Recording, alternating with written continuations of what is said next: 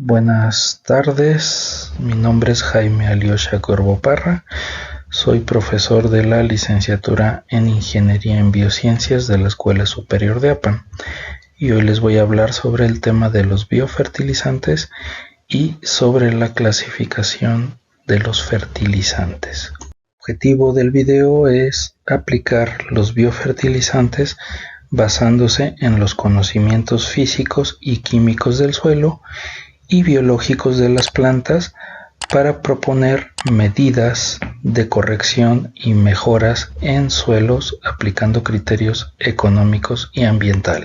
Bueno, el contenido comienza con una pequeña introducción sobre conceptos generales, pasando después a lo que es la clasificación de los fertilizantes, comenzando con los fertilizantes inorgánicos, siguiendo con los fertilizantes orgánicos y por último los fertilizantes mixtos.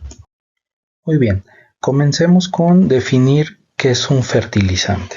Un fertilizante va a ser cualquier nutriente con la capacidad de mejorar las características del suelo para así poder obtener un mejor desarrollo de los cultivos agrícolas. ¿Qué es un nutriente? Bueno, un nutriente es cualquier elemento químico disuelto en agua que esté presente en un suelo, que les proporcione a las plantas, tanto a sus raíces como a sus hojas, los recursos nutricionales necesarios para su correcto crecimiento, desarrollo y fructificación. Los nutrientes que aportan fertilidad se dividen en primarios y secundarios, que a su vez se clasifican como macronutrientes, y en micronutrientes. Los nutrientes primarios están constituidos por el nitrógeno, fósforo y potasio y constituyen elementos clave para que cualquier planta se desarrolle correctamente y logre una buena producción. Son requeridos por las plantas en grandes cantidades. Los nutrientes secundarios, como el magnesio, azufre y calcio, también constituyen elementos clave para la formación de proteínas, para las reacciones enzimáticas, para la formación de la clorofila y el crecimiento de raíces y partes aéreas de las plantas. Por último, los micronutrientes aquí mencionados ayudan a fortalecer las estructuras vegetales, sirviendo también como apoyo para la fijación de los nutrientes primarios. Estos se requieren en cantidades menores. Los nutrientes primarios y secundarios sí son requeridos en cantidades mayores por las plantas. Bueno, ahora hablemos de la biodisponibilidad de nutrientes. Tenemos que la fertilidad del suelo se define como la capacidad de un suelo de proporcionar a una planta los elementos nutritivos que necesita. Se clasifican en de alta, de media y de baja. Aquí poniendo este ejemplo se puede observar que cuando los nutrientes se encuentran en una alta disponibilidad, con este ejemplo del maíz, se obtienen mazorcas grandes de muy buen peso y un buen rendimiento asociado. Cuando la disponibilidad es media, pues el resultado es regular y el tamaño de las mazorcas y por ende el rendimiento obtenido será menor. Por último, cuando la disponibilidad de nutrientes es bajo, el tamaño obtenido de mazorcas es muy malo y pues el rendimiento que se obtendrá será muy bajo y habrá mermas por ende. Esto nos lleva a tratar este tema, ¿no?, de la biodisponibilidad, la cual se define como cualquier elemento que en ciertas condiciones físicas y químicas del sistema suelo-planta esté en la disponibilidad de ser absorbido por una planta. Bueno, ahora vamos a hablar del concepto del sistema suelo-planta. ¿Cómo funciona? Bueno, por un lado tenemos que los nutrientes tienen cargas positivas, conocidas como cationes, o cargas negativas, conocidas como aniones. Gracias a estas cargas, los nutrientes van a ser atraídos por los minerales arcillosos que tienen cargas negativas y por la materia orgánica, incluidas las raíces de las plantas, que está presentes en el suelo, así como el hierro es atraído por un imán, ¿no? La materia orgánica pues presenta la característica de que tiene cargas positivas y cargas negativas. Entonces, en la solución del suelo, el agua aporta los nutrientes en una forma disponible para las plantas, donde la raíz puede absorber dichos nutrientes solo en forma disuelta. Ahora vamos a hablar de los macro y microorganismos del suelo. Estos organismos son indispensables para degradar la materia orgánica del suelo, incrementando la fertilidad y logrando obtener buenos rendimientos de los cultivos. Estos mezclan e integran al suelo las formas insolubles de los nutrientes primarios y secundarios contenidos en la materia orgánica excretada por los macroorganismos, como pueden ser lombrices, insectos o cochinillas, transformando la materia en formas disponibles para las plantas mediante la actividad de hongos filamentosos y bacterias. Ahora vamos a hablar sobre la clasificación de los fertilizantes. Básicamente se clasifican en 3 tipos: fertilizantes inorgánicos, fertilizantes orgánicos y fertilizantes mixtos. Los fertilizantes inorgánicos pueden ser de dos formas. Sintéticos son fertilizantes que contienen al menos un elemento químico de origen mineral obtenido de forma artificial en industrias mediante procesos químicos o mecánicos, donde se concentran los elementos químicos que la planta necesita para cada una de sus etapas de su ciclo de vida. Y también pueden ser naturales.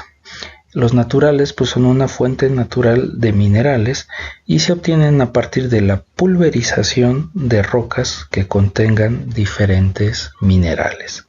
Entre más variada sea la coloración y origen de las rocas, más diverso va a ser la fuente de minerales que se proporcione a las plantas. A diferencia de los de origen sintético, los de procedencia natural se pueden utilizar en agricultura orgánica. Fertilizantes orgánicos. Constituyen todos los residuos de origen animal o vegetal u otras fuentes orgánicas y naturales de las cuales las plantas pueden obtener cantidades importantes de nutrientes. Mediante la descomposición de toda esta materia orgánica, el suelo se adquiere carbono orgánico y mejora sus características físicas, químicas y biológicas. Bueno, ¿qué tipos de fertilizantes orgánicos existen? Existen muchos, pero aquí vamos a resumir los más importantes. Por un lado tenemos las compostas, la lombricomposta, las cenizas, residuos animales, hablando de estiércoles, residuos vegetales como restos agrícolas y turba. La composta. La composta es un abono orgánico formado por la degradación microbiana de materia orgánica, que puede ser de origen animal o vegetal. Aquí los microorganismos son los encargados de realizar la descomposición o mineralización de los materiales mediante un proceso natural. El método para producir este tipo de abono resulta ser económico y fácil de implementar.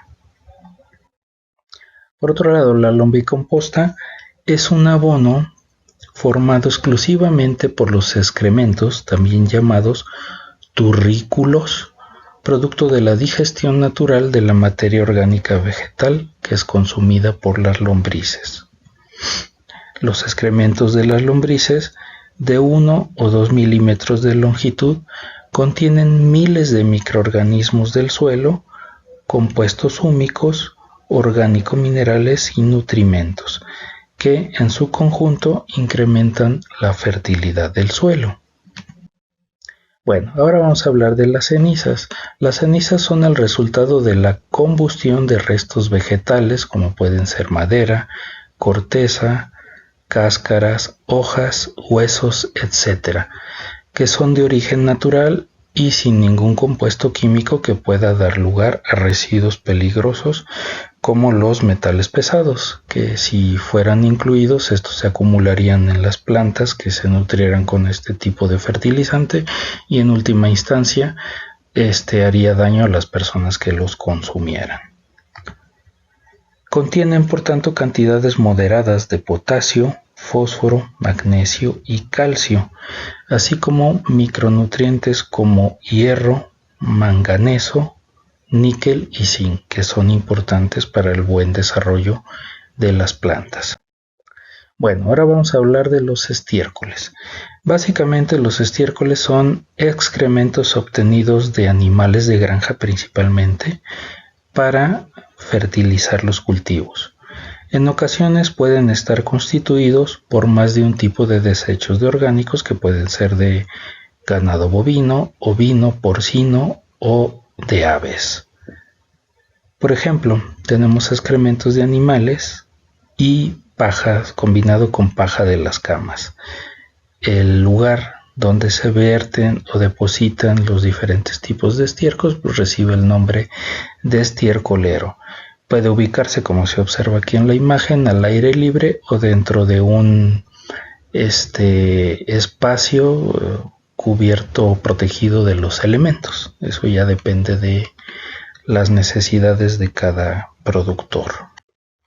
Bueno, ahora vamos a hablar de la turba, que básicamente es un material orgánico de color pardo oscuro. Es rico en carbono, está formado por una masa esponjosa y ligera en la que aún se aprecian los componentes vegetales que la originaron, como se observa en la imagen. Debido a su gran capacidad de retención de agua y fuente de minerales, es muy utilizada en agricultura. Su formación es generalmente lenta, debido a la escasa actividad microbiana consecuencia de la acidez del agua o la baja concentración de oxígeno en los lugares donde se van acumulando estos residuos vegetales. Por último, vamos a hablar de los fertilizantes mixtos.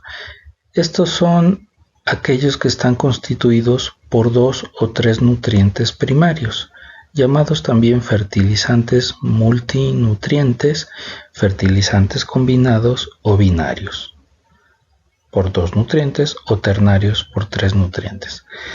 Dentro de las ventajas de los fertilizantes multinutrientes para el agricultor se pueden mencionar la facilidad de manipulación, transporte y almacenamiento, son de fácil aplicación, alto contenido de nutrientes, distribución uniforme de nutrientes en el campo, una fertilización equilibrada y una elevada eficiencia del fertilizante. Este tipo de fertilizantes puede incluir fuentes inorgánicas tanto como fuentes orgánicas. En otras palabras, puede estar formado por estiércoles más una fuente de nutrientes minerales con nutrientes primarios, secundarios y micronutrientes, así como con la adición de microorganismos. Por último, voy a poner la lista de referencias consultadas, por si quieren profundizar un poco más en el tema. Y bueno, por mi parte sería todo. Espero que esta información que les mostré haya sido de su interés y los